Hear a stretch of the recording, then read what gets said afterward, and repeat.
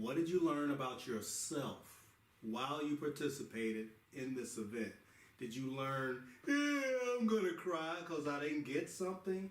Or did you learn, hey, I learned I need to improve myself, I needed to learn more about the game, or I need to spell better if it was a spelling bee? What did you learn about yourself when you participated? Mm-hmm. That's the evaluation of self. And that's the test.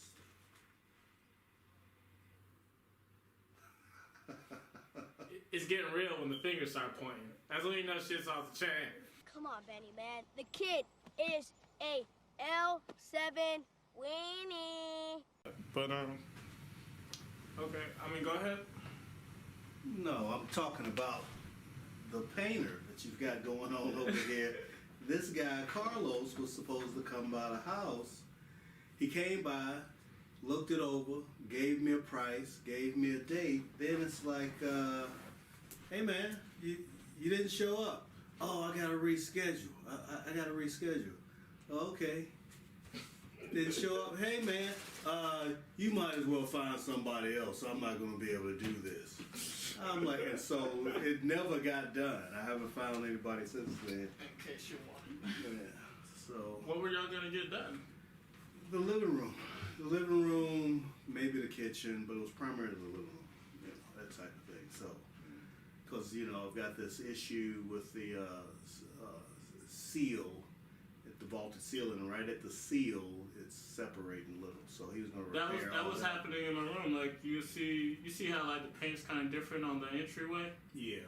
Yeah, so it was cracking over there, and then when I went back into the other room, I never go in that other room, because, like, What's in there? I mean, the big screen's in there, the couch, like, ideally that was, you know, your room, you know, for all your miscellaneous vehicle equipment. A chill spot. Yeah, so,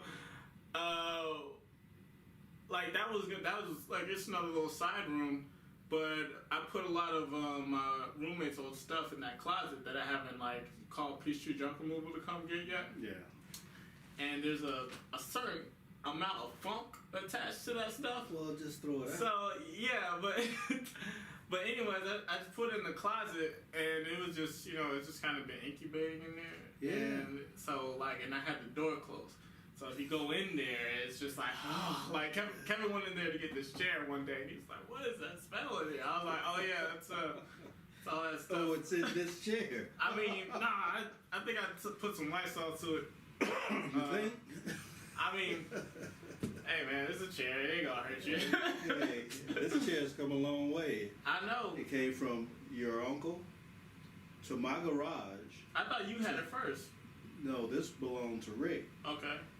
So I let Rick keep all his stuff in my garage when he moved out. I forget what was happening. He moved out. He was in transition, so I let him keep it in there.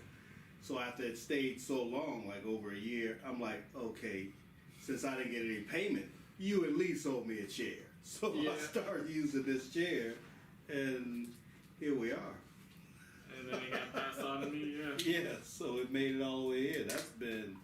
I'm like, look at these edges, right? Yeah, it's been... That's grind over time. You can't just buy it out of the store. You know it's quality because it hasn't busted. Mm-hmm. All the seams are intact. You know, even the arms. I mean, you could put some towels on it, but to cover that up. But this is a good chair. I don't know. Everyone. Was it your grandmother's? Well, I think it was his. You used to always say it was Uncle Rick's. Yeah, it was his. Yeah. But no, and I like that. I like the look of the chair. Pattern. Yeah, the pattern. Isn't it like when people would come over, you know, back in the 365 days, people would naturally gravitate to that chair.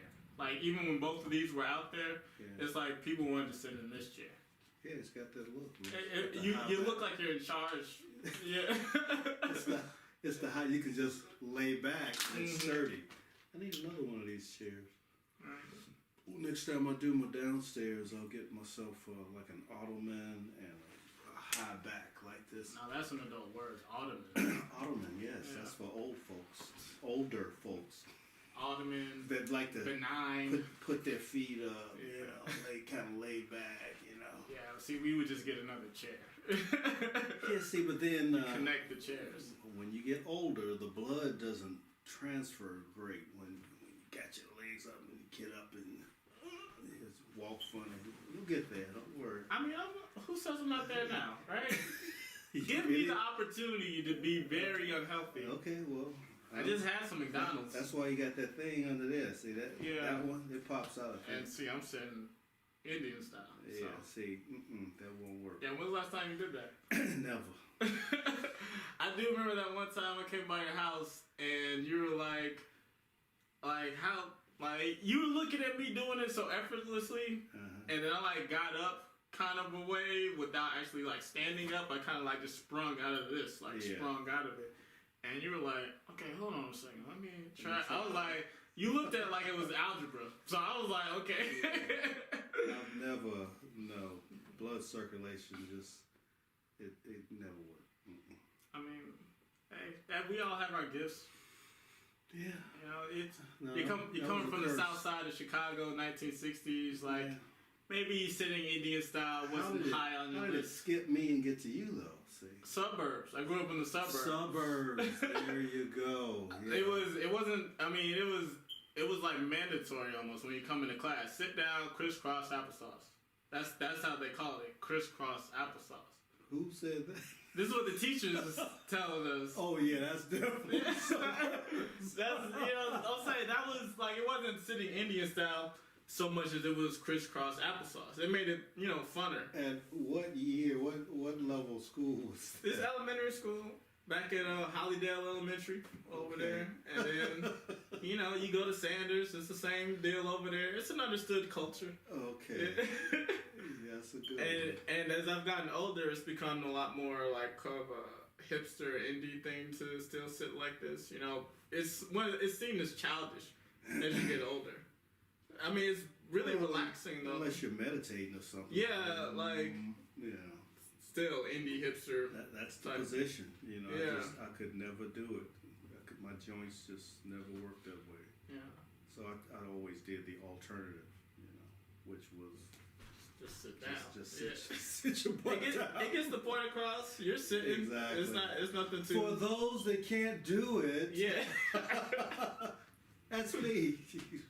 Yeah, that guy. Yeah, I embrace it every time. And then next thing you know, me too. I can't do it either. Everybody, didn't want to be the first to raise that hand. Yeah. Things from elementary school, it's amazing. Some things never change as far as sitting in the front or being that person to raise their hand, the first one to ask a question, because no questions are stupid. Nobody wants to be the fact that you have to say no questions are stupid is a pretty big implication that there are some stupid questions. We just don't want to discourage you from asking. I've heard a few. Yeah, that's when you put your head down. It's like, okay, we gonna wait for this dude to catch up. Yeah. I like to think I was always somewhere in the middle or the just above average, and so when that average, below average guy start talking, it's like, okay, you got to bear with everybody and deal with everybody.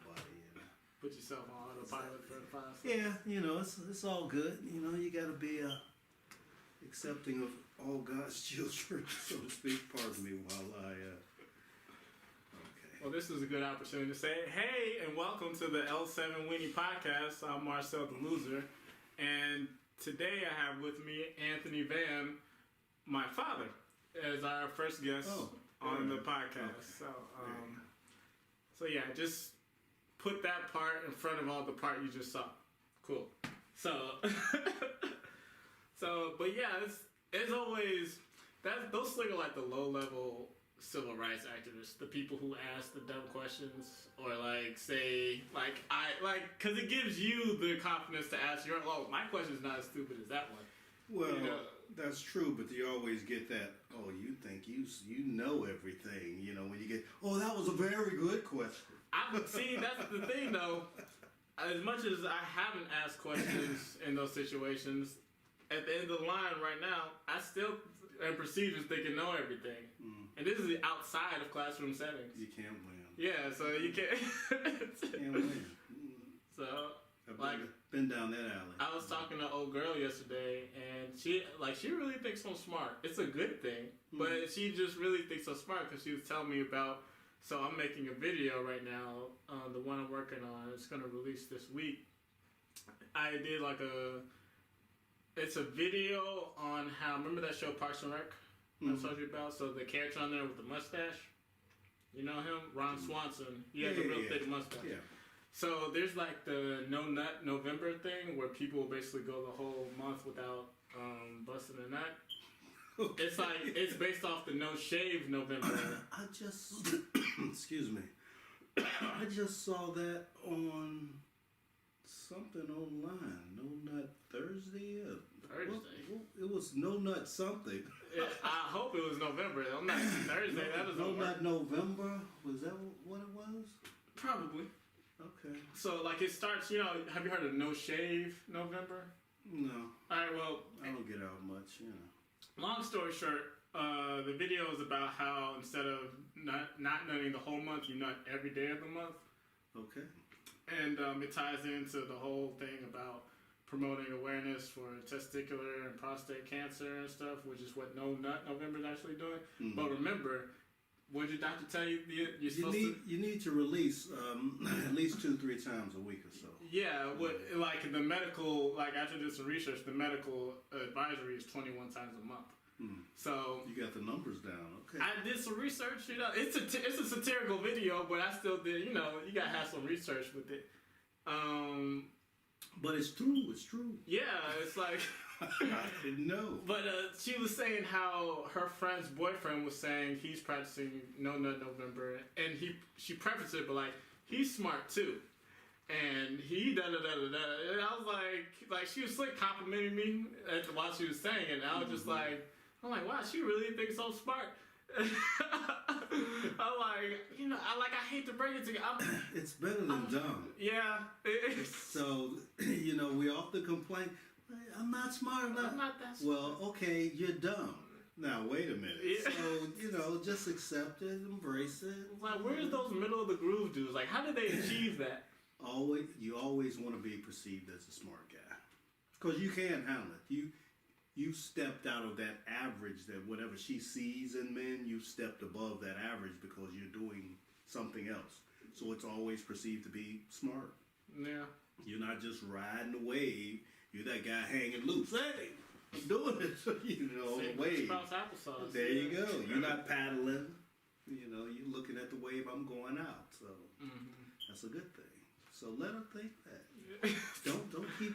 It's like it's amazing now thinking about it. I'm really been trying hard not to like promote that idea that I'm a smart man. Why is that? I don't know. Maybe it's maybe that's my form of insecurity.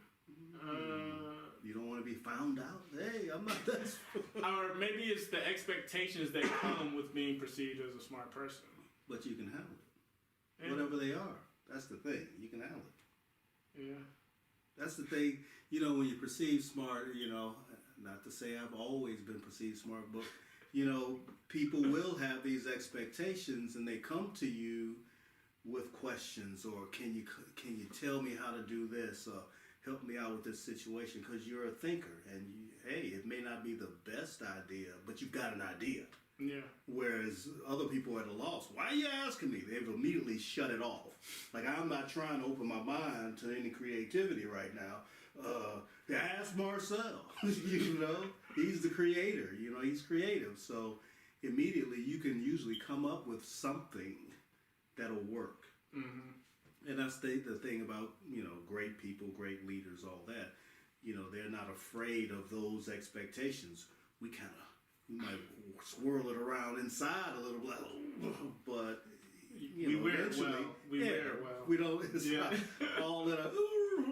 You're not struggling with it externally, so everybody thinks you're calm and cool. In the meantime, me, I might have a sweat ring down here, but I've given you the correct answer you need. Yeah, it's like, just because it's part of my recipe doesn't, discredit what I said. Exactly. Yeah. So, why are you sweating? Well, you know, this is creativity, Well, I say creative energy. This warehouse, you know, it requires a certain amount of perspiration in Right. order to, you know, plus churn the, out that plus product. the heat is on. Yeah. You know, all that. So, but that's a good thing. So, but I understand. Hey, I don't think I'm that smart. Yeah. Yeah. When you travel, do you like? How do you talk to people and they perceive you as someone who's like on the ball? It depends on the, you know, a lot of times when you travel, you're not having these involved conversations. Everything is Surface level. you're riding high until you sit down and actually talk to somebody. I mean, Did you do maybe that on over the drinks. Did you do that on the Amsterdam trip? Or Europe, rather. What I like to do when I'm on trips like that is talk to whoever's driving. So we did a lot of Ubering. So it's like, hey, how long you've been here? What do you think of the place? You know, what do you think of the culture? Is it expensive? How long have you been driving Uber? So you kind of get a feel for things then, but you're still not really having these in-depth conversations. Although some people can give you a lot of social insight, a lot of political insight, depending on what they are into. Mm-hmm. You can get some of that. So when I'm traveling like that, I'm trying to absorb.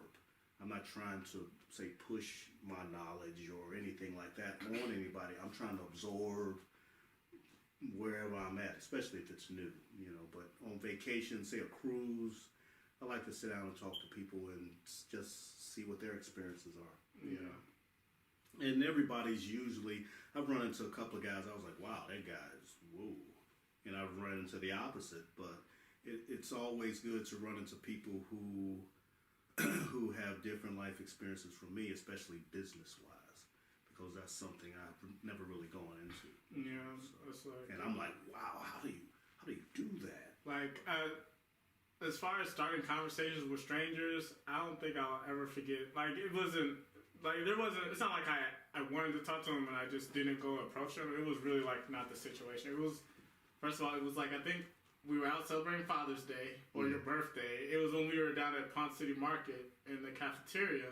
Mm-hmm. We were waiting for our food, and I overheard this this older white guy talking to his like younger daughter, and he was talking to not younger daughter. It was probably his granddaughter. Mm-hmm. Talking to her just about how money works and interest, and just he was just imparting that kind of a wisdom to someone who looked like they ain't got no money, you know? like, why are you even telling her about that? But, like, it's the fact that you feel the need to tell someone who doesn't even make money this kind of information. Like, what do you tell other people who are, you know, more in a position to do something with that knowledge? Like, that seems like an interesting person to talk to. So it's like, yeah, like, business, I mean, I guess it just kind of depends what you're interested in. Well, we have more of a mindset like that, seeking, like, those kind of avenues. It's amazing though, the people that need to hear about money are those people that don't have money. A lot of, who was I? What was that? I was just having that conversation. I was at my ex-neighbor's Joe's house the other night playing pool. And I was telling him, of course the gun was there. The gun was there. He didn't have it on. It was sitting behind the bar. And I was like, oh, there it is. But we were talking about money, and it came up that I said, I told my people if I ever won the lottery, I'd make everybody go through a financial management class. And Joe was like, well, man, why are you gonna make people do that? I said, because most people, I said, some people can barely manage their paychecks. Then you get $1 million and you're gonna blow it. You're gonna lose it in taxes. You're not gonna make it last. and me, the millionaire, still holding some of the money, they're gonna come back. I said, so the best thing to do for a person who doesn't have money is to continually tell them about how money works.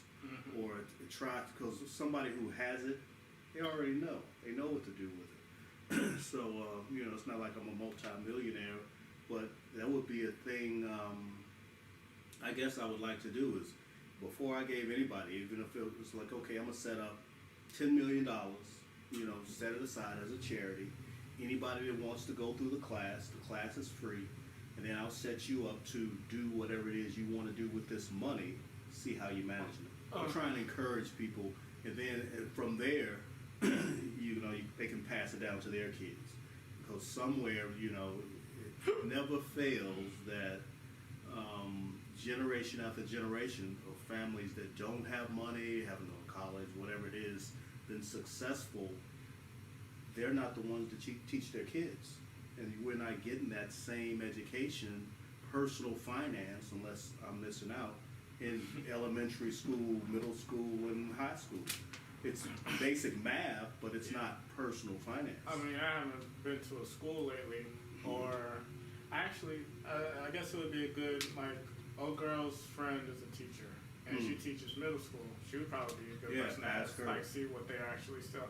It's more than likely, I'm just giving them the benefit of the doubt, but more than likely they're still teaching them, the basics. Yeah, the same stuff. Same stuff they've been teaching, and they're promoting what to think versus how to think. Yeah. I mean, so my thinking is, hey, I went to, it was 1970 when I went to school in middle school, elementary school, 1970. You can't tell me they're still teaching the math the same way. It's got to be something different, Something has to have evolved. Did they have flashcards when you were in school? No, we had to make our own index cards. Okay. Well, we had actual store-bought cards. I remember that. So there's the progress. Yeah. But yeah, I guess I don't know how much they are, but yeah, that was a price. I think we got those cards maybe from the school. And I think a lot of schools now have tablets or laptops for each student. Yeah. So it's a little as far as that's concerned. It's more than likely a blocked. It's a limited range of the internet more than likely. Yeah. But because Milan, my granddaughter, she came over and she wanted me to load her up on Prodigy, log her into Prodigy online, and it's like a math game online that the school has set up, and they all have their own accounts. And so I'm like, what is this? But I'm trying to figure it all out. I'm trying to load it on my tablet, and she said, it's probably going to be easier just to do it on your other computer. And I was like, oh, really? I was like, listen to the tech support. Yeah. Just because I'm trying to get it going and all of this. And I'm like, okay, is this the actual app? I'm like, does she really know the app? Milan is, 7 now? So of course, I'm like, young minds, full of wisdom. Went in there, whoop, came right up. Her login, because I'm like, this is asking for an email and passwords. So you were trying to do it on what? A tablet. A tablet, and then she said to do it on my desktop. Went in there, and because I was trying to do it via the app, it was coming up differently. Once I loaded up on the desktop, it came up easy. It's strange how. But she was like, told you, and I'm like, okay. They sort of build the desktop and mobile design differently. Yeah, yes, I see that. Yeah. I guess there's a knock at the door, and he just left me on the podcast all by myself.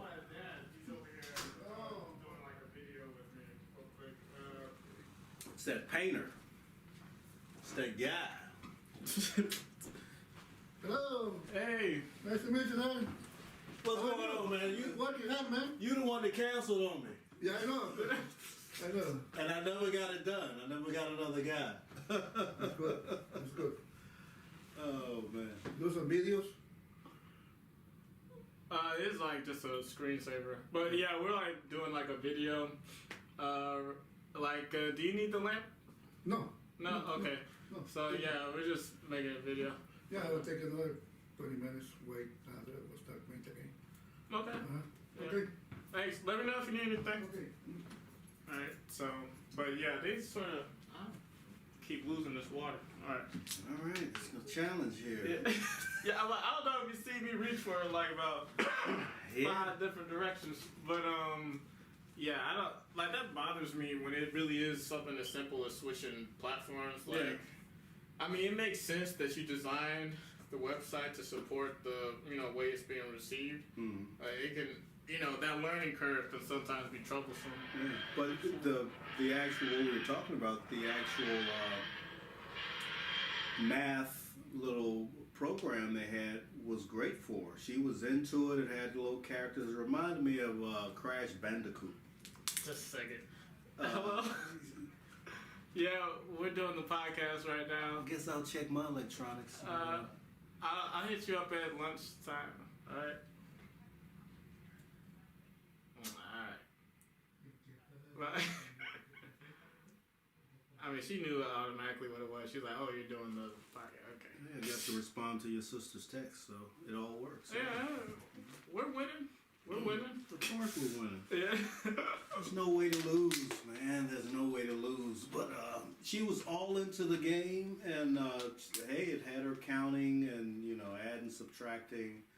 I don't think it was she was multiplying yet, but what grade is she in? She's 7. That's like second, third. Yeah, I think she's 2nd grade. She'll turn 8 in January. So, but it was good. Matter of fact, once I saw that, I was like, what can I get her for Christmas? And I'm like, maybe I'll get her own little laptop.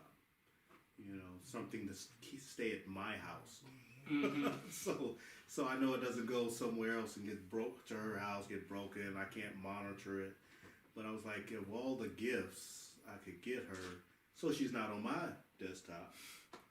Because she's always on it.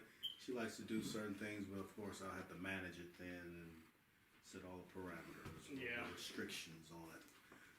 But that's what kids are doing now. So yeah, in that aspect, education has changed, but the way it's being received has changed. Yeah. What it actually is more than likely the same, minus some updates to history. Personal finance. Everybody needs it because some people are like, hey, I don't even make enough money to even worry about it. But it's like, yes, you do. Yeah. I'm about to say, if you get a check and they're taking out taxes, you probably should know a little something about something. I mean, you work every day for it and you don't know how it works. It's amazing, How much interest rate? What's your interest rate on that? I don't know. How much of that $50 that you send every month is actually going toward it? I don't know, 20, half and half. I'll say in their defense, they don't necessarily make it easy to understand some of that language if you don't, if you're, for a casual observer, to understand, money and finances and interest and all that stuff. They don't speak it in common language, so to speak. There's a lot of use of acronyms and, so... It speaks all as plain as you want. When you do the research, it's right here. Somebody, whether it's Wikipedia or for dummies, finance for dummies, whatever it is, it speaks it, right? But people don't seek that out. Yeah, true. That's it. Well, they told me I don't understand a damn thing they saying. Okay, I ain't got time for that. Okay, well, continue. Let them take all your money, so... Yeah.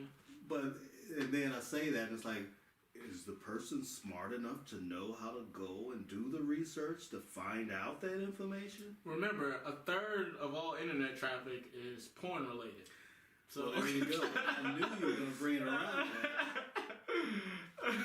I'm just saying, this is what people are doing, so... That's a third of the entire internet traffic. So and so they're probably spending money on stuff too. I don't know. Yeah, I'm like, so you assume that's a third. Assume the other third is just random bullshit on YouTube or Facebook, and then there's a small percentage of that last third that is actually seeking information. Yeah, research. Yeah, I'd like to think. I'd say, that's interesting. Just going into Google. Let's see. Okay, so I'm going to go through what I researched. Shortness of breath. I've been having some issues of cough a few times, feeling like something's going on. So research. What's this shortness of breath I'm experiencing? Labored breathing. Then CNN, how to make a jewelry extension, financial planning, Hobby Lobby, college football. So those are like my last 10 searches. Now, this is a nice exercise. Let's see what the last 2 searches I have. I can tell you the first one is, it was cool McDonald's in the world. Like, because I went to McDonald's and I was like, you know, aren't there those like really cool McDonald's with the arches outside and stuff? Yeah. I was like, let me go. The coolest McDonald's in the world. So, yeah, that's what, this kind of stuff but I'm creative, you know. That's, but I'm just saying, but that was research. Yeah. That's considered research. It's, just my own little special kind of research. Or was that information? Alright, so I have cool McDonald's around the world, NBA scores, Subway near me, Maggiano's, Red 5, that's a Star Wars reference, been watching Star Wars lately, Scientist, I was looking for stock images of scientists for the video I was making, Zaxby's, Maggiano's lunch specials. So food, yeah. I'm hungry. Yeah. That's interesting. That's what my stuff said about me. McDonald's, NBA. So it's like food, NBA, food, pop culture, then scientists, we'll just call that like a miscellaneous, and then food and food. Yeah. So that was health, finances, and creativity, trying to about a necklace. But it's a little shorter than I wanted, and I want to know how to extend it. And it's not jewelry, it's made out of like a cord. And so all the extenders that they sell out there are for metal jewelry. So I was like, okay. And there's no video out there to show you how to do it for cord. So I was like, you know what? Since it isn't out there, and I've come up with how to do it, I'll make a YouTube video and put it out there, for that, specifically for cord, not jewelry. So, yeah, so that's but it's reflective of where we are in our lives. You're retired, financially successful, I guess. You're like, you're not dying. Yeah, medical issues are a thing more often than not. So it's like it's reflective of where you are versus in my 20s, still 29. I can say it. It's but I'm like, I'm hungry because I'm not as financially successful. and I'm trying to cut back on these. Yeah, so you'd be more likely to have a lose weight search, something like related to that. So I already know how to do that. So just got to do it. Yeah, it's not secret, but still, people will buy how many books on it before they start. It's like, there's a way to do this. Like one of the motivational people I listened to lately, I've gotten into, is this guy called Gary Vee. And he's a lot more, I guess you could say, blunt about things, and just straight up. And one of the things he was saying as he was doing all his talking, he used an example for losing weight. It's like, it's not a secret. People know exercise, eat right. That's it. But people will still Google all these things, try to find books or diet plans, or because they're looking for a hack. Most people are looking for a hack, something to cut corners and do it easier. So I was like, how can I do a sit-up without sitting up? Yeah, like what, a pull-up bar? I had to put that in my house. It's like it's real simple. It's just people don't want to do it, and it's something.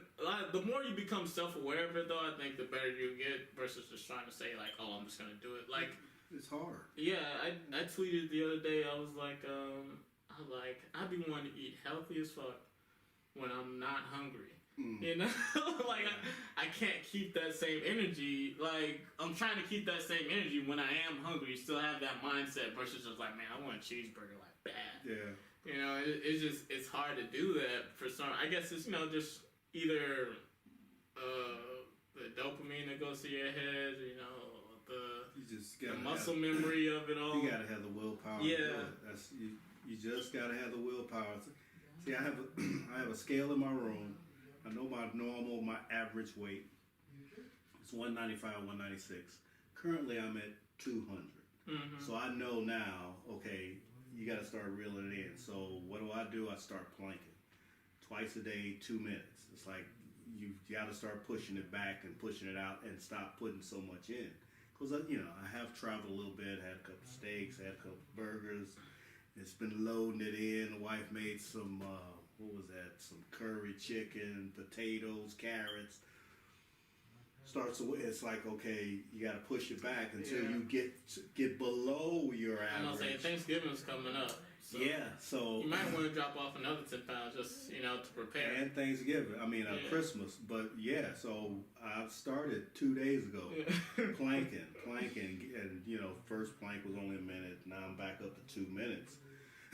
But that's got to be twice, thrice, 3 times a day. And I tell people all the time, man, I don't know when I can do it. You watch TV? Yeah, I watch TV. Well, when the commercial come on, get on the floor and do a sit-up or a plank. However long you can do it. You do 5 sit-ups and stay on the floor. Because the commercials are going to come on and, man, I think I've tracked it. I think commercials last on average now about 3 minutes. You get 3 minutes of commercials in between most in programs, and it's ongoing. So I'm like, yay. By the time you watch your 30-minute, 1-hour show, you got a whole workout in. If you want to do it, get up and do some jumping jacks, whatever it is. Yeah, this is like my exercise right now. Is that every time I go in and out of the room, that's 5. Exactly. That's 5 pull-ups. Something either like that. Forwards, back, like 5 pull-ups though. Like that's the entry fee to get back in the room. Yeah. So whatever it is. I forget sometimes, just walking through, but that's the mindset though I have towards it. Yeah. And 5 are really, it's really easy, quick to do. Exactly. It's quick. You don't even think about it. It's like, wow, okay, but you got it in. And the more you do it. Yeah, and you do that, 10 times a day, you did 50 pull-ups, and Right. you'll see, it'll hit you. By the time the end of the week, you don't come in and out of this room how many times? It's like, oh yeah, man, I did like 500 pull-ups this week. What? It's like, no, I don't go in that room anymore. How come you don't go in there? I just don't want to go in there. Well, it's like, hey, follow me to the room. I ain't going in there. Last time you made me do 5 pull-ups. I was like, how many push-ups do you think you could do still in a row? I can't. Well, I've got a rotator issue. So right now, I could probably, I like to think I can squeeze out about 10 to 15. 10, 15. Because, like I say, I have to do them a certain way. Yeah. Otherwise, I'll start impacting that. I mean, you're almost 60. So, I mean, if you want to do it. Let's see what we can do. Just to test the old man out. Let's see. All right. What did I say? 12? I mean, what did you say earlier? Don't hurt yourself? Yeah. 1, 2. Ooh, what was that? 3, 4, 5, 6, 7, 8, 9, 10, 11, 12, 13, 14, 14, 14. Okay. You couldn't do it. Huh? Yeah. It's 3 and out. Well, let's not to be outdone. Hold on. Let's see. I haven't done a push-up in a while. I've been doing pull-ups. Same thing. I don't know. It kind of hits different muscles, The other one's gonna be like, whoa. No. At your age, 25 at a minimum. Oh, here go these expectations. What I tell you about At that? a minimum. I don't even like being smart. Now I gotta be strong. All right, here we go. No, wait a minute. What was our PT? PT test was 45. 45. In the Navy? Yeah, in the Navy. Well, this is like 1970s, 1980s Navy. 80s and 90s. Everyone's on cocaine. That's cheating.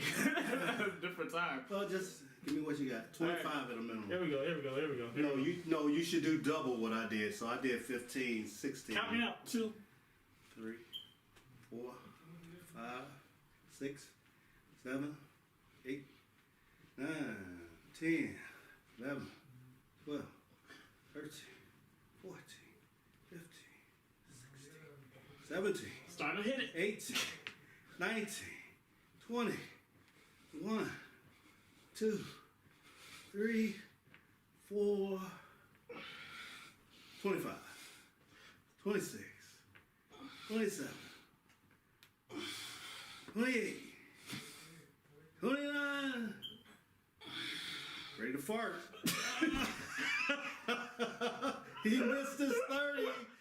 couldn't get it.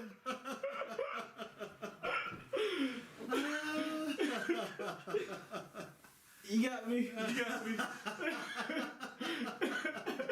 You got me. You didn't hit it. That's alright. You know I could have did it. I was right there. You know I I could didn't have want did you it. to fart. Though. Oh, that's funny. Okay. That's alright. Okay, so we've got our workout in. Yeah.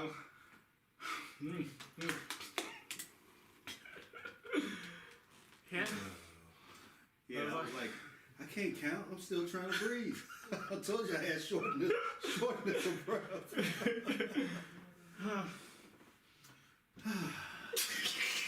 See, we just inspired. If anybody watching, we inspired them. Hey, see, we're doing a podcast and we got a little workout in. Yeah. Yeah, you lose focus on whatever you're watching on TV. Fuck that TV. Oh, Like what? Who the stupid ass show? where's my water? Yeah. Make sure you have a water bottle, right? Oh man. Or some what? Where's the Long Island, right? No, I gotta pull back, man. I need to pull back. I Son, went over to Joe's house and got a little crazy. Not in the room with the gun. Oh, I had to get on my man. So I'm telling him about Eddie Murphy's movie Holy Man. Huh. You ever seen that? Heard Great that? movie with Jeff Goldblum. It's very underrated Eddie Murphy movie. Great movie. So I forget how we got to talking about it, and we were talking about the part where Jeff gets up in the morning and Eddie's got that juice for him, and he says, "Oh, that's great. What's in it?" He's like, "My piss or something, right?" Yeah. And he's blowing it out. And so what got us on that was that Joe made up this stuff, coquito. That's what he calls it, coquito. Okay. And so his friend is saying, "Man, what's in it? Give me the recipe," because Joe's like, "I don't have time to be making it, giving people the recipe. I'll sell it to you for $200, all this." He's like, "Well, it's something in it. I don't know what it is." And Joe's like, "I'm in it." He goes, "What are you talking about?" He said, "That's my sperm." And so, that's when I started talking about Eddie Murphy. But his friend was saying, "Well, you know what? It's whatever it is, it's pretty good." And I was like, "Joe, go in the bathroom and top it off for him." Ain't nothing like it was fresh, right? Freshly squeezed. Freshly squeezed. Yeah, top that off for him. He was like, "Yeah, top it off." So we got to really joking about that. Yeah. But it was funny. I was saying, and so I said, "Holy Man, no wonder I haven't seen it. It's got holy." I said, "It's not a religious movie." I said, "It's kind of spiritual." It's more spiritual. Yeah, he's like, "Well, still." And I'm like, "Well, what's your problem, man? What you got against something that's spiritual?" I was like, "Well, are you have a certain, religion, or are you?" Because I think Joe's Puerto Rican, so I didn't know if he was Catholic, Christian, whatever. And he was like, "No, man, none of that." He was like, he's got this poster up in his room. I don't think I took a picture of it, but he's got this poster up, and this thing's, it looks like some kind of demon. I need to handle. Hey, Tyrone. Life is good, my brother. Life is good. How you doing? There you go. There you go. You working this week, man? I need about 25 bales of pine straw. Yeah. Now I can lay it out, pick up and deliver, man. I can put it out. I just, I don't have, all I got is that car. I don't have a truck.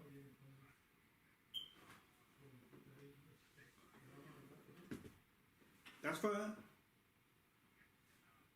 Pick out Little Giants on Roku now. Okay. Great movie. Yeah. Tomorrow be great, man. Okay. Appreciate it, man. All right.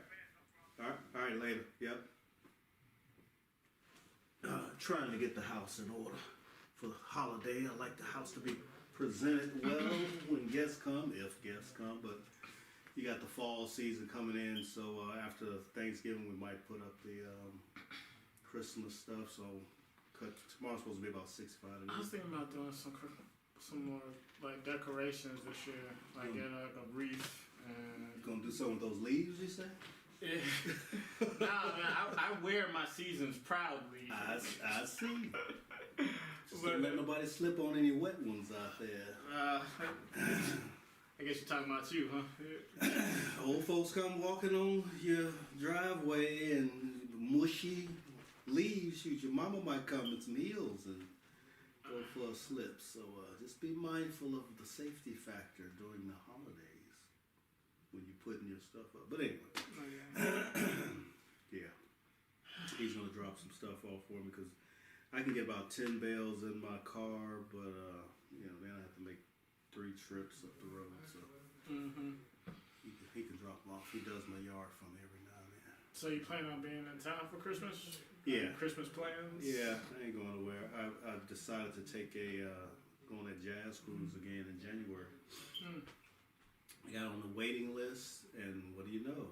They had somebody didn't, cancel. So me and Kevin are gonna go. Cool. Yeah. So I need to reel it in. I don't need to go anywhere. You let the funds stack up again. That's financial management. Yeah. Can't spend it all. You gotta let it grow a little more. I'm like super out of shape, man. You feel it, huh? My cardio is, cause I haven't played ball in like a long time. I remember I was doing it every week for a while, every Sunday. I haven't been in so long. I'll be working on projects and stuff like that now. It's just like, Yeah.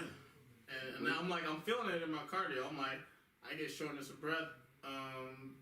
Shortness of breath. I'm like, why did I say that? I'm like, because you've been saying that.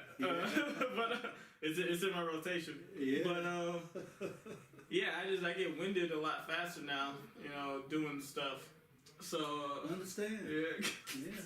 Yeah. Double. You say you're 29. Double that. I'm like, man, I gotta start running again. I'm also like short on sleep because working third shift, so it's hitting me harder. So I'm like, I'm typically always more in shape than most people. Like when I go to the court and stuff, I'm just generally in better shape. But when you add that sleep depravity onto it, now I'm like down here, and so when I get a little winded, now I'm further down. So I'm like, You telling me?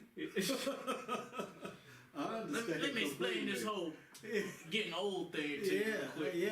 I understand, and that's why tomorrow, and that's one thing. I have the LA Fitness membership, and I haven't been going.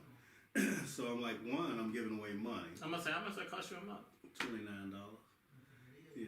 So I mean, it's minimal for me. It's minimal, but it's still $30 a month, basically. Yeah. So I'm like, we can't. You start adding it up over a year.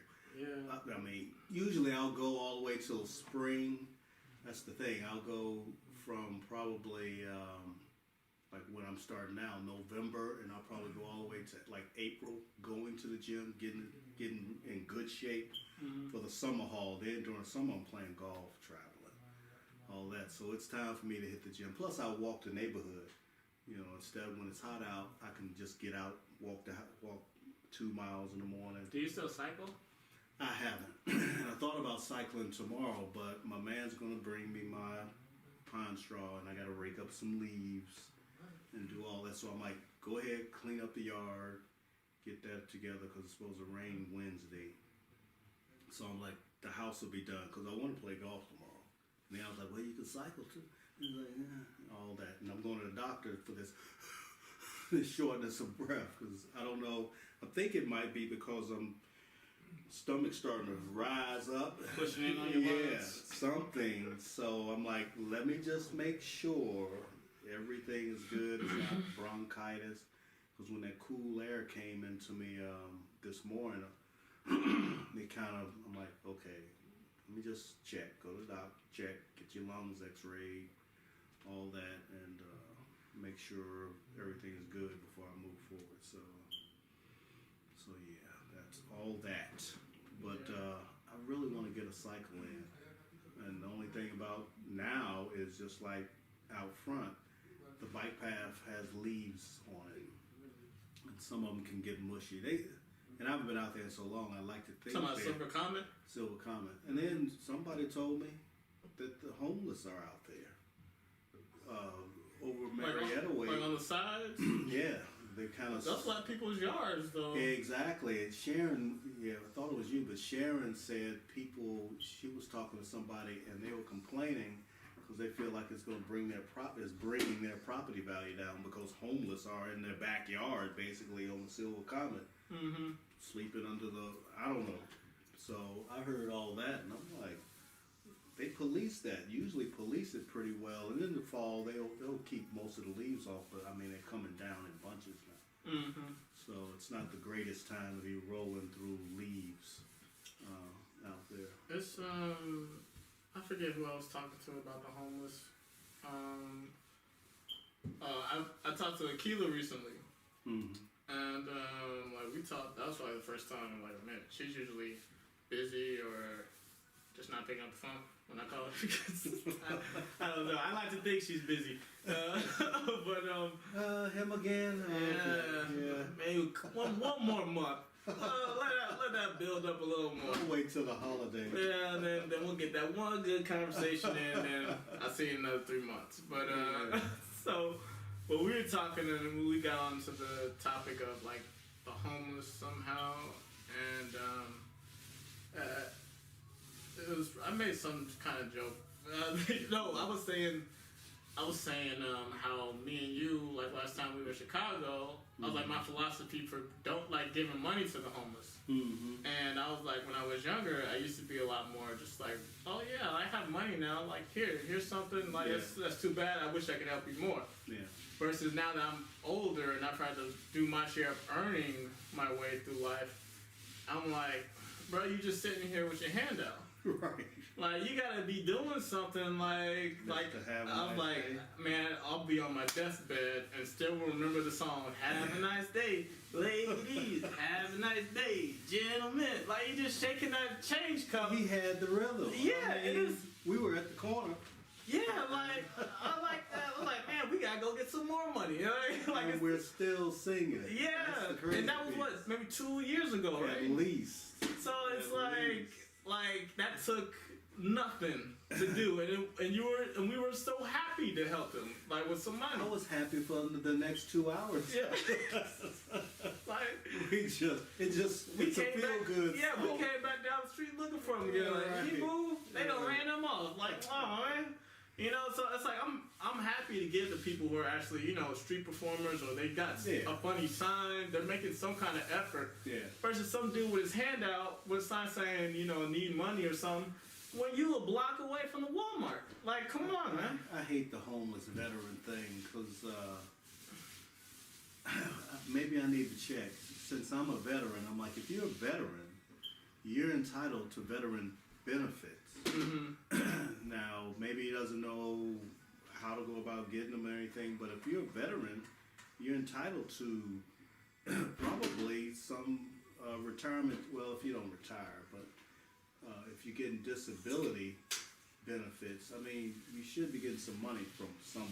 Yeah. So I hate to see you're a retired veteran, but you out on the street. You see that a lot. Seeing as how you're a person with more time, what I would do is, like, depending on how much you see that, keep like a pamphlet, something in your car, to where it's like, if you see them, it's like, here, because it seems like you don't know, and like be informative. Like, here's something that's gonna help you long term. Like I don't know how much you care about, the homeless these days, but it's like that's what I would do. I'm like this. Maybe it's wrong, but anybody that served time in the military should have a mindset of knowing how to go about getting things done. Like problem solving. Military just trains you that way, and to problem solve, to stand on your own, to be independent, an independent thinker. So for a person to say, I don't know, and it could be a mental issue. It could be some PTSD, anxiety, Shell shock. all that stuff going on with them. But you know, I like to think most people know, and if you're smart enough to come out here with your board and your cup, you're smart enough. You know. And I'm sure there's like a good percentage of those people that are using that as a gimmick too. They're not actually veterans. Right. I mean, because I've read or heard somewhere that most homeless people aren't the ones out there jangling their cups. You know, those are the workers. Homeless people, they aren't trying. I see a lot of people, even women with kids, they don't even have a cup out. They're just out there like, I'm out here because it's like, this is my situation, and they're still too humble to ask for money. You know, versus the people out here, they get around, hey man, hey, God bless you, God bless you. Just like the Salvation Army out here with a cup. You know? So it's like, well, you need to go help them. There was I went to Kroger last week, and I heard that bell out there. I'm like, it's November still, dude. Like, come on, like, I was like, no, you hear Christmas songs now. Yeah, you hear Christmas songs, you see the decorations and everything. The Grinch was on the other night. Yeah, I mean, how the Grinch stole Christmas. We, like you say, we haven't passed Thanksgiving, and you playing cartoons. We're halfway through the month, and I started hearing the Christmas stuff, and it's like I was thinking about doing another comic strip. Like, I haven't done one in a long time, but it's just like, it's good. It was like, it'd be, so it would say like the date is like November 1st, and like Chet and Natasha or Cyrus and Jay will walk by. 2 of the 3 will walk by like with Christmas decorations and stuff. I'm like, yeah, we can do this, we can do that. And they're like, guys, like, really, we're just gonna go past Thanksgiving? And they look at each other and look at her like, what's Thanksgiving? Right. And she's like, come on, man, you know, Pilgrims, Indians. They look at each other again like, what's an Indian? Right. You know? And I was like, that's kind of good. I was like, I might have to do that one. But it's like, yeah, people will just go right past it. And I was like, maybe that has something to do with it. I was like, as I thought about it deeper, I'm like, that is kind of like one of those another black marks on American culture. Yeah. How we kind of screwed over Native Americans. And it's just... They just walk by a turkey, and the turkey's like, oh, they forgot about me. You know? Yeah, it's like, nah, we looking for geese now, man. Right. The duck. The Christmas duck. Right. Yeah. Christmas duck. It's like, Daffy's over there like, huh? So it's interesting. I mean, someone had a good thing on it though, like on Facebook. It was like, no one forgot about Thanksgiving. It's like October 31st is Halloween. November 1st through, like, I think it was November 25th is Christmas. Then November 25th, the day that Thanksgiving is on or whatever, that's Thanksgiving. So it's like that one day is Thanksgiving. And then it's like Christmas again afterwards till real Christmas. So it's like, it's not that we forgot, it's just it's been shrunk down to that one day. Thankful for that one day, not the days building up to it, because you see that a lot. You see people building up for Halloween. Yeah, there's, I guess, because there's no marketable value in marketing Thanksgiving, I guess. Yeah. It's more so historic value. And I don't put decorations out for Thanksgiving. There's really just that inflatable turkey. Well... Like that doofy turkey, you know what I'm saying?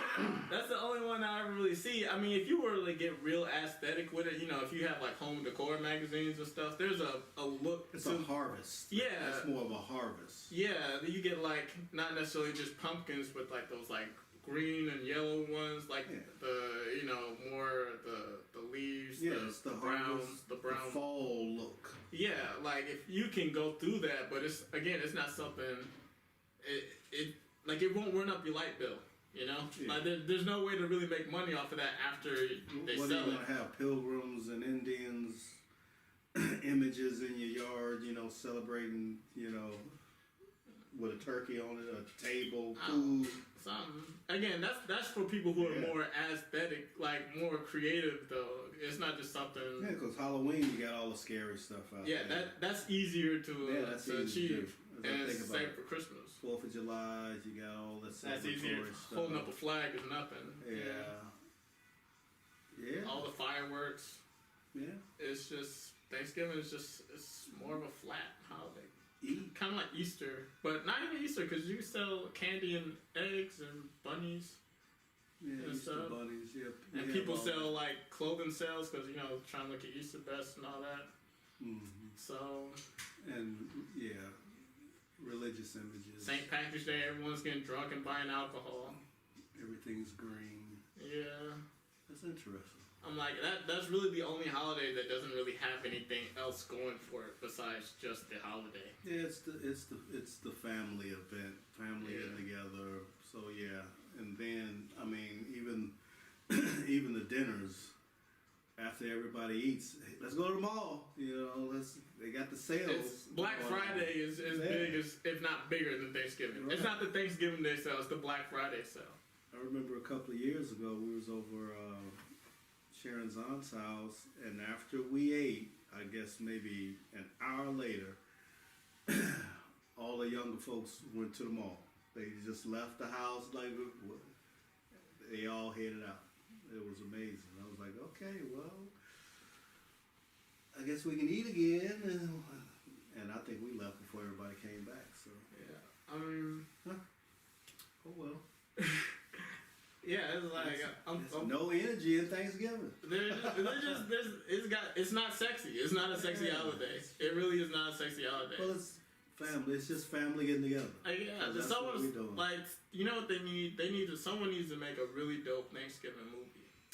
Like the pop culture, They have those. like a good one. Well, I don't know.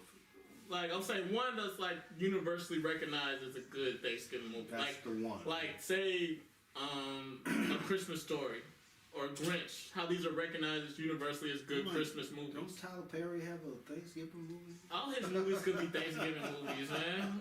Literally, they all could be Thanksgiving movies. Yeah, because it's a lot of Like family. like Soul Food. That could be a Thanksgiving movie if they really wanted it to be. Didn't they do Thanksgiving? No, it's just they just ate a lot. Yeah. It's like That's why I'm relating it. yeah, it's like These big dinners. Yeah, it's just a family dinner, and they usually do that in these Tyler Perry or It's black like movies. In Color Purple, was that Thanksgiving? I never saw Color Purple. Oh my God! What? Let me rephrase that. I've never actually watched all of Color whole Purple. thing. I've seen like a clip, Yeah. but I mean I haven't watched the movie. When she got up from the table with that big knife, and all but wanted to stab him, that's when she left. Celie, she left. This is Harpo and stuff, right? Huh? That's what I'm saying. The Harpo jokes. That always, Yeah. Yeah. Okay. Hop. Yeah. But Miss Celie, when she finally left Mr., she found out she had, kids and all that, and found all the letters they had sent her. She found out she had kids. How did that happen? She don't remember. Well, What her happened? kids were taken from her. That's the thing, back in those days when you just sold to the next person, all the kids that she had, she was separated from. Oh, so this takes place during what's a period piece? Yeah, it's a period piece. It wasn't necessary. No, let me back up. Her father, who wasn't actually her father, it wasn't slave. It wasn't actually her father, was raping the sister. And sold her, gave her away, married her off to Mr. as somebody to take, basically, for him to sex and take care of his hard-headed kids. Mm-hmm. But she did have kids, but she didn't know what happened to them. And her sister, they all were able to get away from the whole situation. They were over in Africa, and she thought everybody had abandoned her. So she felt alone, and she was just stuck there with Mr. and his hard-headed kids. And they had been writing her. Her sister had been writing her, and he was like, "Don't you ever go to that mailbox. You go to that mailbox, I'm a no. If you go to that mailbox, I'm a, because he often went upside her head. So, I mean, he was physically abusing her, sexually abusing her, you name it, he was doing it to her. So she was just a shattered person, so to speak, and she would One day never. she had enough. She would never go to that mailbox, and so he had she'd always, did I get anything? Ain't nobody sending you nothing. You ain't nothing. Who's gonna send nothing, something? This kind of attitude. to make her feel that way. Just a quick, not to cut you out, it reminds me of this clip they had in the Boondocks, this one episode where they were dealing with this chick who had just been in a lot of turbulent relationships. And she was saying how she dealt with a physically abusive relationship, and she dealt with a spiritually abusive relationship where the dude was like, look at you. Nobody wants you. Yeah. You ain't shit without me. Right. You without me equals shit. Don't you get that, you ugly fat bitch? Same type of thing. And then he's like, let me borrow your car. Here you go. Yeah, it's crazy as they make it seem like you ain't shit. They need you. Right. That's usually it's the same person saying that needs something from them. It's like, how do you not figure that out? To the point he brings his girlfriend home and has her taken care of. And the girlfriend's like, you sure is ugly when she looks at her, because he had been obviously talking about her, like, yeah, this woman at the house, blah, blah, blah, all this stuff. And when she looked up drunk and saw her face, she was like, you sure is ugly, and laughing at her, and then wound up taking care of her. But she had all these letters. She found these letters. It's like, oh, because matter of fact, that's the chick who helped her. His girlfriend helped her, because she like, he just get on me and do his business. She like, do his business? What are you talking about? Because she wasn't having none of his stuff. The girlfriend was, dogging him out. So she eventually, when he went off drinking, they went looking for the letters. He didn't destroy them. They went looking, found them under a panel in the floorboard or something. She was like, wow. And they put them all in order and she read them. That's just bad on him. You sloppy as an abuse, like. But he did. The good thing about the movie is he didn't destroy it. I'm just like, why? I'm like, if you're really, your goal is to keep this woman subservient, why not burn that stuff? Yeah. like you leaving this paper trail, like it's almost like you want to get caught. There's a mousetrap down in there in case she stuck her head. All right, that's like what, that quick little whoop, and then it's like, all right, but what's really down? Like, he has some naked pictures, white girl naked pictures in there. That's just a little stash. He's more a creature of habit. It's not that he was stupid. It's just like, no, that's where I put all my stuff. I put my stuff. It's like, because it's something he can look back on, like, yeah, I got this, and I'm keeping it from him. Makes me feel good. Right. Yeah, I'm holding her down. Yeah, look at all this. She ain't getting, He made some coquito up there. He buzzes drinking like, oh yeah, I'm that motherfucker. I think that was the most heartwarming part of it, when she started reading the letters and they were describing their life in Africa. And it just, then they start showing you images of Africa and stuff they were doing. Which really just backdoor Georgia. Yeah. They didn't go to Africa to film that. But great movie. You gotta just sit. It's a long movie. But and I was just telling. Watch it with your girlfriend. Yeah. I mean, watch it with your friend. I mean, watch it with. Old girl. It's old girl. Old girl. It's old girl. That's old girl. That's where it's at right now. We're making progress, but I mean, watch it with old girl. I was just telling her though. It was, I thought that was like a sidebar for mom. OG. Nah, that's just like original.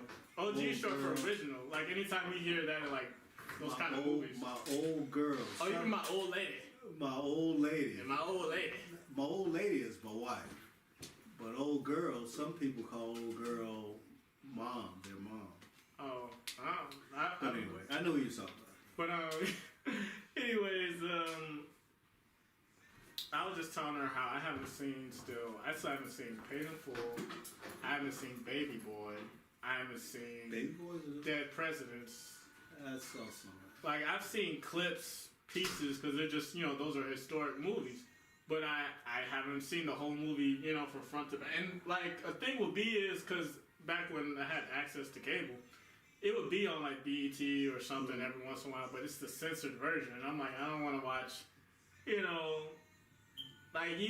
I'm pretty sure it's Ving Rhames. I'm pretty sure it's Ving Rhames and Baby Boy walks in there butt naked or something like that. He at the stove cooking breakfast naked. Yeah, I'm like, not that I'm trying to see that. It's just I want to absorb the full context. That's the real. Yeah, I want to see, like, the artist in me wants to see the expression. Like me and your mom in here doing things. What are you doing here?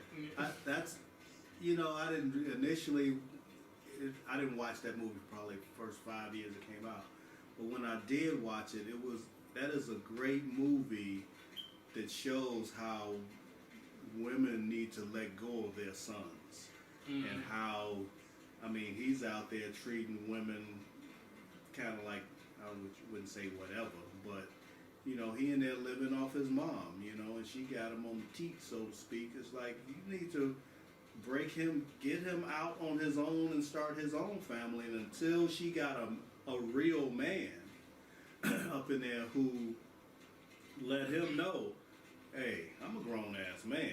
You ain't, and you don't need to be in here. I've seen, like, again, I haven't seen the movie, but I've seen parts. One of the parts I've seen is like he's sitting in a chair kind of like this, just relaxing. Big Rangers come up behind him with that big ass arm. Yeah, like, hey boy. Like, he looked so at peace, and then it was just like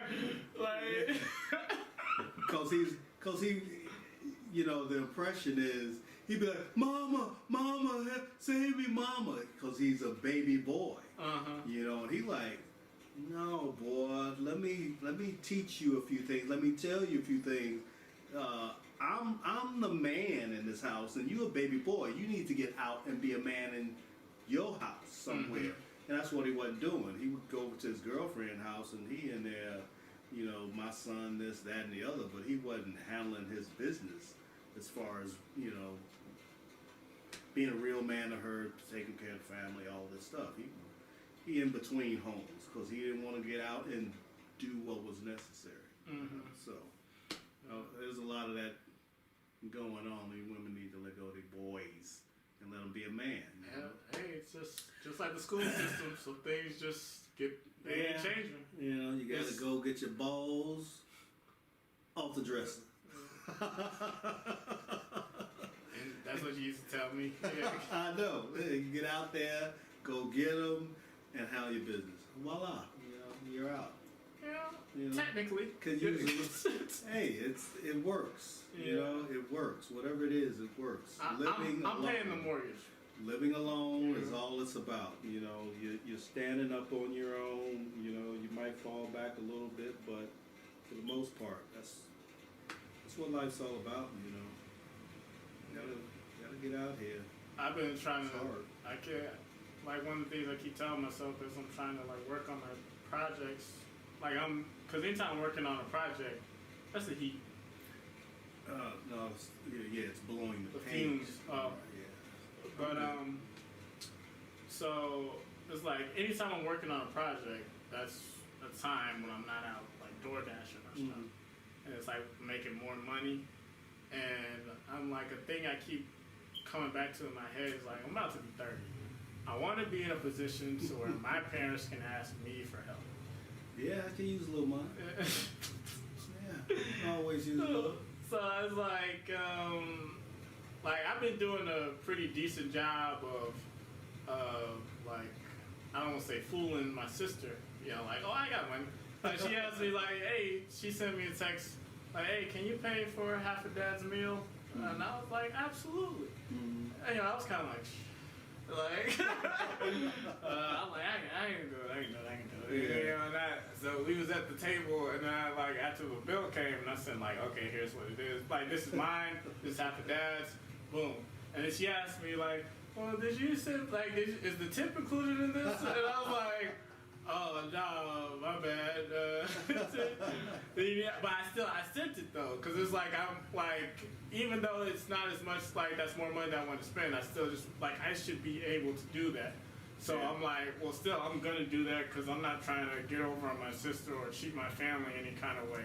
Yeah. So it's like, this just means, like, you have it, spend it, because you're just going to spend on some McDonald's or some crap. So I'm like, it's not that you don't have the money, you're just not putting yourself in a position to where that's something easy for you to do. And I was like, well, you need to, I'm trying to work on that being something easier for me to do. And it's like, and like I said, that's why I still do those things when it's asked of me. It's like, I want to be able to do that with conviction and not something reluctant. Yeah, So. well, I mean, it comes down to making enough. You got to generate enough, you know, income in some form or fashion to where you have that disposable income, even after you've put some aside, because it's amazing how money will grow when you put it aside. Yeah. It's just being able to put it over there, you know, but you've got to generate money. And you know what's necessary to generate it. It's just, like you say, you start getting older and it's like, okay, this isn't enough, you know, or is this my plateau? You know, you got to do other things that generate more. Mm-hmm. And it's good to, you know, lounge a little, you know, if you're able to take a break from real work or hard work, whatever that is, good benefits, all that. You know, it just depends. Yeah. You got to generate money. That's where we're at. Yeah, I like to think, like with, you know, projects and everything, it's more of an investment. It's not like a waste of time. It's just an investment in what could be future stream of income. Yeah. So it's just the fact that it's a future stream of income versus a present. So that's like the hard part of trying to manage that time. Some people want to live for now. It's like, I'm not worried about trying to save for something that isn't guaranteed. I understand that philosophy, but that can also be seen as being, negligent or Short-sighted? short-sighted, because something's always going to come up. And I mean, when you're continually, I like to think, when you're continually living for the now, you're always going to be short. Mm-hmm. You're always going to be short. I mean, unless you're just making 100 G's and, you know, it's just, you've got that extra, but you've got to put something aside. I don't care how much it is, in the best saving vehicle that you can have, or you're just going to be paycheck to paycheck. If I set it aside, I'm spending all this. It's all gone. Now you calling when that emergency pop up, you got to call on somebody who does save. You know, and that's the dilemma. A lot of people have had a family member who suddenly, it seems like every month I'm getting this phone call for some help. Mm-hmm. And I'm like, you know, I've got a little extra. I can help out here and there. Not a problem. It's family. Let me help family out. And then it dawned on me, well, no, I found out they were asking other family members for money also.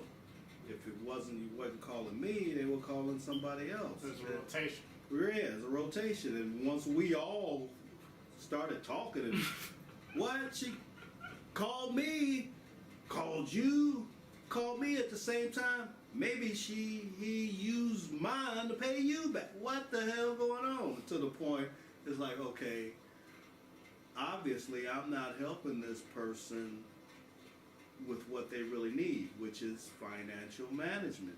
You got money coming in, but I don't know what the hell you're doing with it. Now you taking my money. So I'm going to help you with some knowledge. Yeah. Guess what happened when I said I will impart knowledge to prevent this? That's okay. I don't want that. I just want the money. I'm like, no, show me your finances and I can show you how we can do this. I'm like, and that's, like you said, that's being short-sighted, because that knowledge is money. Exactly.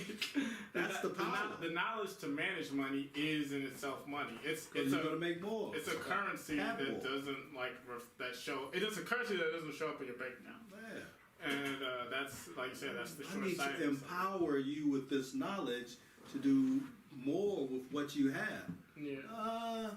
You know what? I think I can handle it from here. And suddenly, not asking him for money no more. right? But no, I did it jointly with the other family members, so we were all in on it, on the same idea, on the same conversation, three-way. Like, hey, yeah, we all here. We've been talking. We didn't say that, but yeah. So I'm gonna have my brother come by, get all your documentation so we can look at it. I need checking account, statement, savings. I need to see everything. Mm-hmm. And we're going to figure out how you can stop calling us. Yeah. Suddenly. know what? I did this. I'm gonna fix it. It's still helping. Like people will see that as a negative. That's really better than someone that will actually take time out of their schedule. Because again, time is the ultimate curse. Yeah. Like there, one of my friends on Facebook was talking about this movie that came out a while back with Justin Timberlake in it, where the currency of the world is actually time. Like they all have a running clock. After I think they reach the age of 21, they all have a running clock on their wrist. What was the name of that? I forget. Yeah, I think I saw some of that. We have all the information in the world. Hold on, let me look at it. Yeah. Oh, Mom called. Was it? It's not Out of Time. That's Denzel. I'm gonna say that's let's see, Justin Timberlake time. So this will be the next Google search. Again, this information. Yeah, it's like it's research. It's just a certain kind of research. Justin Timberlake time movie. I love Google. It accepts you for who you are. It's like I know what you're talking about. Right. Yeah. Doesn't take much. Yeah, In Time. It came out in 2011. In Time. Yeah. I saw some of that. So it's got a 37 on Rotten Tomatoes. That's a damn shame. It's a great concept, and it's really like even though it's sort of science fiction, it's applicable to the world. I think you can transfer time. Can you transfer? Yeah. So like that's how they work. They don't work for money. They work for time. Right. Which is crazy because you're spending time to get the time. That's like shit. I want to do this overtime, but that's before this next check hits, and I kind of need the money to make the money. You know what I'm saying? Yeah. I'm not trying to die on the floor because that happens. People will just fall out because they don't have any. Right. They haven't earned any time, Right. And they'll just they dump them with the rest of them. That's better than the Purge. Yeah. I mean, it's a lot more. I think less violent. Like, right. Like someone's not trying to break through my window to hack me to death. Right. Before I'm just gonna drop. After they stick their dick in my ear with jelly 500 times, like all this crazy stuff they've been looking at me waiting to do all year. Like, no, yeah, I'd rather just, here it comes, Yeah. Like they'll come and get me. 3, 2. Yeah. They had this thing where it was it'd be like kind of an arm wrestle challenge to see if you get yours on top, your time will start draining. And so it's like a fight to the death, so to speak, because if you get me on top, my time's going to start draining and going into you. Oh, wow. So I was like, that's some competitive shit. Like you start getting down, like, I'm out, I'm tapping out, I'm tapping out. I ain't going to make a home for my wife to yell at me. So, but it's like a great concept, and it's like, time is very, it's the currency that, again, without a bank account. And if someone's going to give you their time, pay attention to the people who give you time. Versus, that's why I told you, when I did that thing on your birthday, when I was wanting to express, happy birthday to you, versus just saying happy birthday. Because when you give more time to people, it shows more, it's just, those are the people that are there for you. Number 8, take time to spend with or help family and friends. That's on your part of my philosophy. How many numbers on there again? 10. 10. That's what I recommend everybody to have. 10.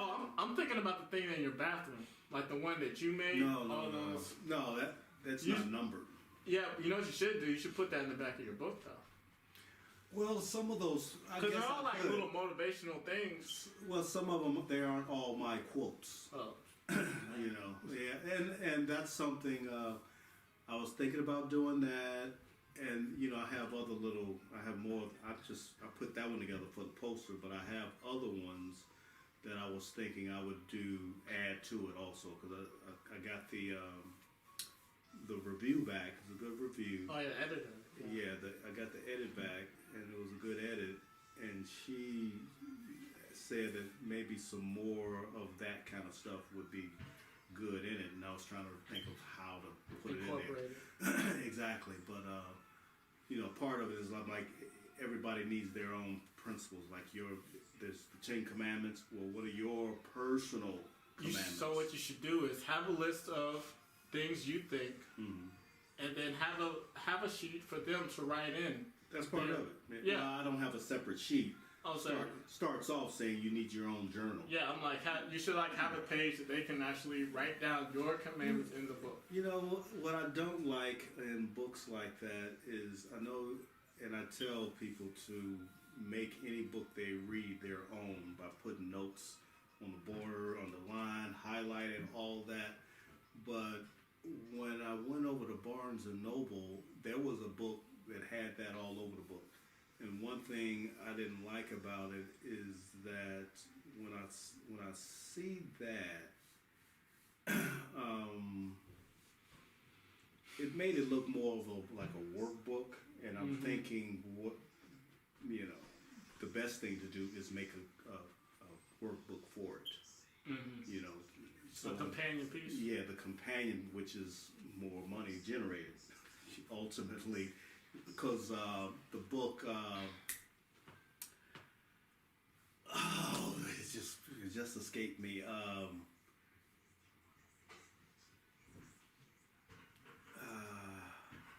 Oh God! Can you Google it? I know it's not as popular as the Justin Timberlake movie. No, it'll come to me. I have to lay off of it. But there's another book that was similar. It came out initially, and then once they got the feedback, like say you're saying, hey, a workbook for this would be great, so I can keep all my notes separate and just refer to my notebook with the headers. And the book came out like a year later, the workbook for it. So I kind of like that idea.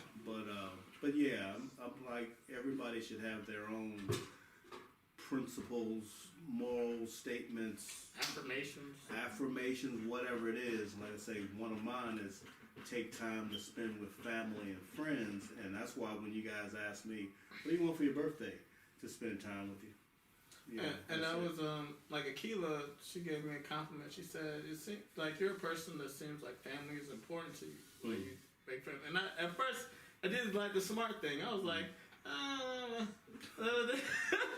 pushing it off. But then I thought about it some more, reflect on it, and I'm like, well, yeah, I do try to.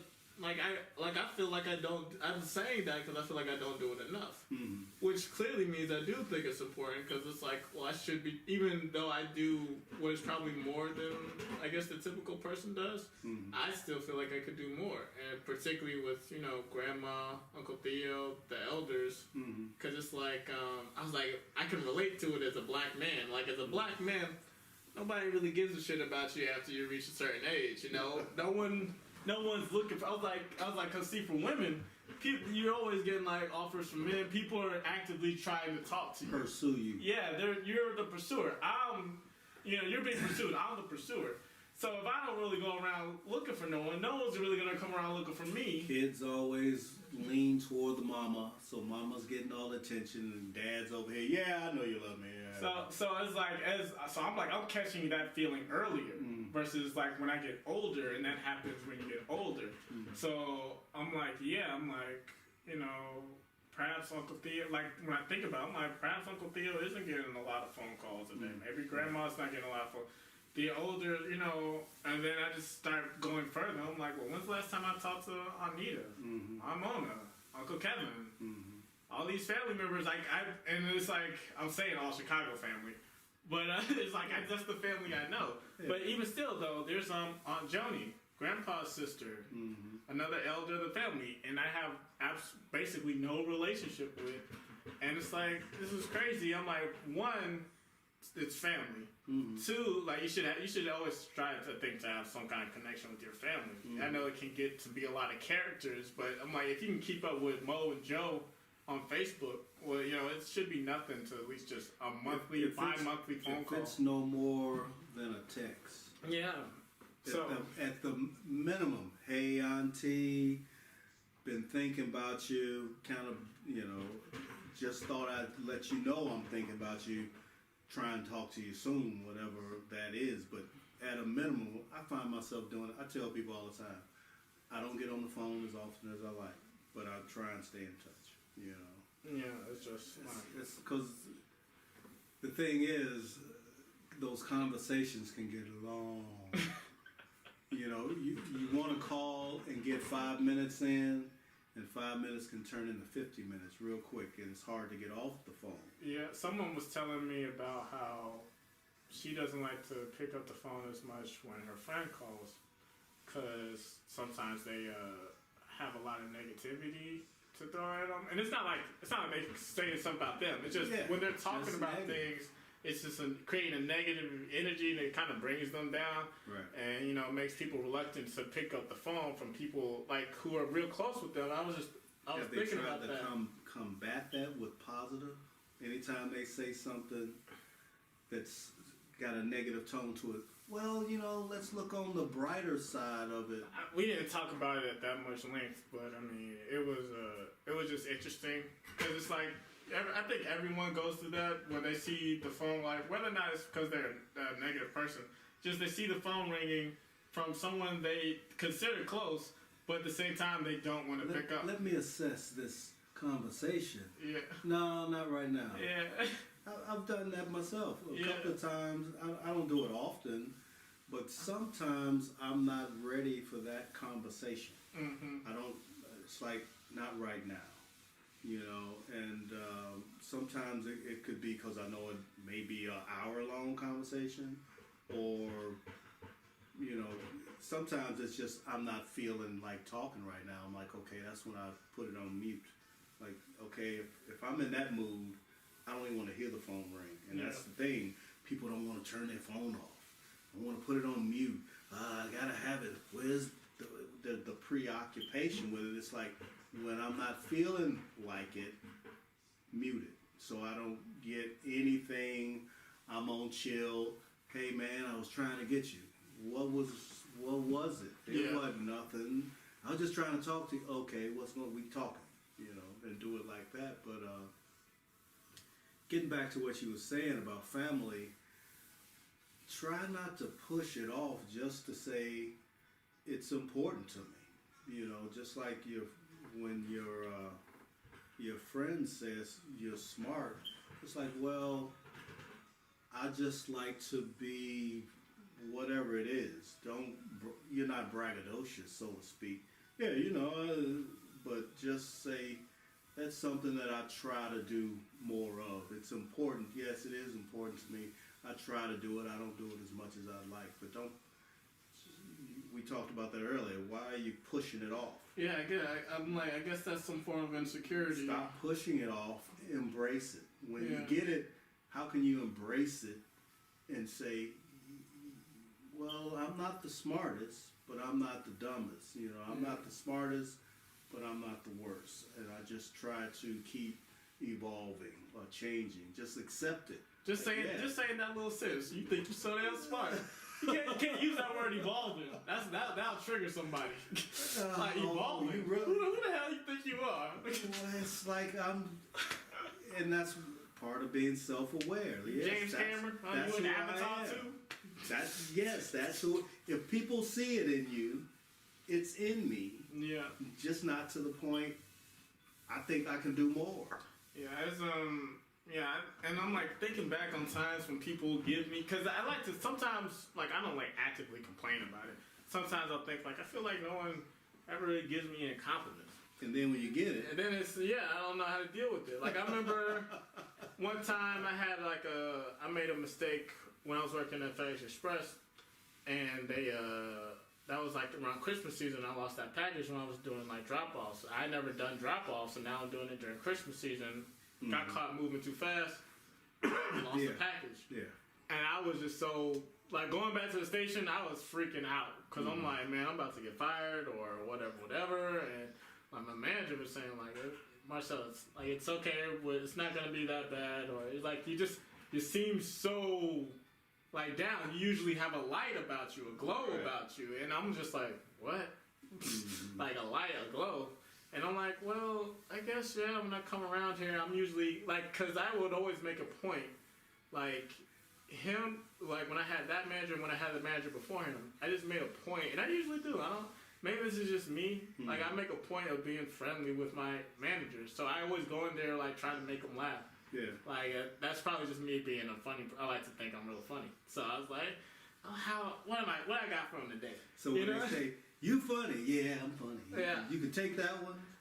That might be the one compliment.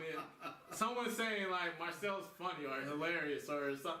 Like that's the one compliment I'll take. Like You can embrace that. yeah, but yeah, that's me. You know, this girl said to me at work the other day. I like, and you know, this is like at work, at warehouse, maybe exchanging a few lines of dialogue at a time.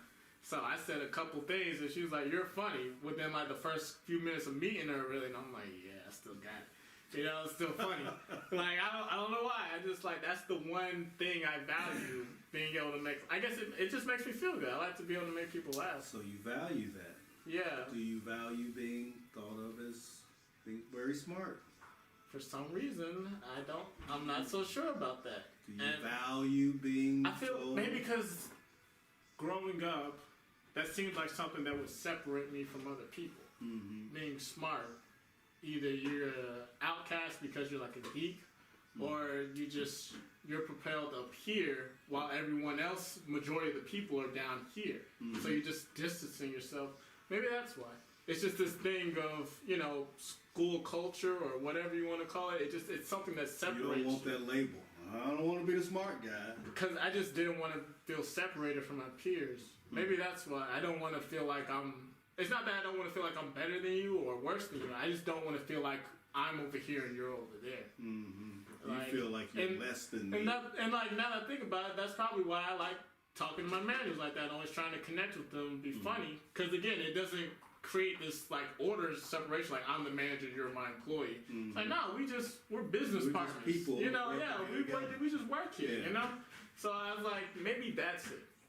I just don't want to feel separated. And when I catch these kinds of labels, versus a funny guy can be in the mix. Yeah. Like that's not necessarily up or down. Like a funny guy's one of us. It's just a funny guy. Smart guy though is that dude who thinks he's smart. Yeah. So like it's different. It's a different dynamic. So that's probably what it is. It's interesting. Yeah. We finding out all kinds of shit.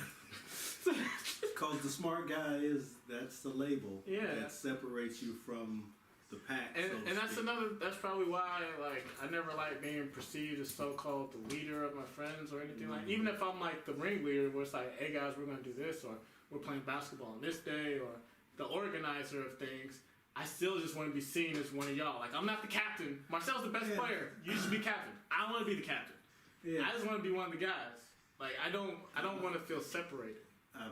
Yes, I've experienced that seemingly forever, you know, because in the Navy, you know, of course, blacks were even more of a minority than in society. This is what, 1980 something?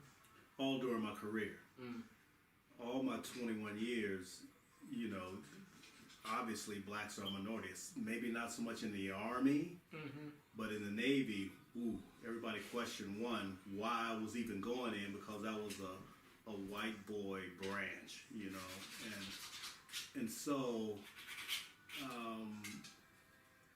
as I progressed and gained more and more rank, there were fewer and fewer blacks at my rank. So you would find when we went somewhere, I was one of maybe the only black guy in the group of 5 to 10 when we went out and did things. So that's one thing. So, but when I wanted to hang out with the black guys, it was all the guys that worked for me, you know, that type of thing. And it was hard for me to be in that group, you know, because I'm the leader, I'm the smart guy, so to speak. And I'm not supposed to hang with them, but I want to hang with them because these are my people, so to speak, you know. And it's not like I was always older.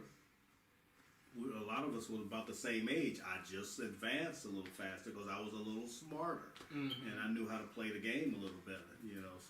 So we're still a little technologically incompetent over here, so the charge ran out on the camera. But we've got enough saved up for about a good 3 minutes. So what I'd like to say is thanks for watching. I'd like to say thank you to my dad, Anthony Vann, for having him over for the first guest on the L7 Weenie podcast. There you go. First and guest. Glad I can be here. And he's got a book coming out, a motivational tome, as it were, a self-help book called The Evaluation of Self-Test. You'll be able to find that on Amazon.com and wherever world-class masterpieces are sold. So thanks for watching, and y'all have a nice one, everybody. Take care. Enjoy. That was pretty good, right? Yeah. I guess.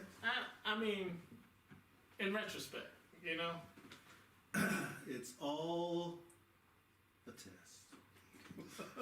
To see if you can do it. See, there you go. That's all you need. It's all a test. We should just cut to that. That would be, like, I usually do a cold open. That would be the cold open. It's all a test. Everything you're doing now is just a test, and you're passing. Mm-hmm. That's it. You know. Very smart man. Very smart man. No. I He's embrace. smart. I embrace all. I was about to say, compliments. are you gonna catch that? I'm smart on my level. Everybody has a it's smart like level. that thing they used to do on Saturday Night Live, where it's like looked in the mirror, it's like, I'm good enough, I'm smart enough, and doggone it, people like me. Well, in the help, I'm special. It's like, no, you're good, you're special, and you're smart. That she tells the little girl. Well, we got you here for like a quick second. What's your opinion? Like, wow, before the battery dies on us again, I got like 60, 70 seconds. What's your opinion on participation trophies? Should everyone get a trophy? No. Just No. first place, second place, third place? The first place is always good. Second, but everybody doesn't need something. There's No. something to be gained in losing. Well, it's not a matter of losing. It's you participated. You don't need a piece of paper to say you participated. Oh, they give out full trophies. Wow. Remember, they did that for us. I never agreed with that. Never agreed with that. It's first, second, maybe third, depending on how many people are playing. But everybody doesn't need something. This soft and warm, I just can't agree with it. I'm sorry. I'm not for that. Shake your hand. I'm glad I was here. Mm-hmm. You heard it first from the motivational speaker himself. Either you're first or you're last. You know? You participated. Yeah. That's the problem. Was we separated out. If you didn't get the trophy, you lost. It isn't a matter of you lost. You participated. I mean, you just didn't get the prize. Yeah, it's just the context. That's another thing that's not really taught amongst all these team sports, and as much as it's encouraged amongst young, children. The context of losing is not really fully, I think, illustrated to children. Like, it's not about we didn't lose. What did we learn from it? Right. Like, it's like, because one, the coaches probably don't care enough in these rec leagues. Two, it's like they probably don't have the time to be like, all right, we lost. Along with the book, what did you learn about yourself while you participated in this event? Did you learn, I'm going to cry because I didn't get something? Or did you learn, hey, I learned I need to improve myself. I needed to learn more about the game, or I need to spell better if it was a spelling bee. What did you learn about yourself when you participated? Mm-hmm. That's the evaluation of self. And that's the test.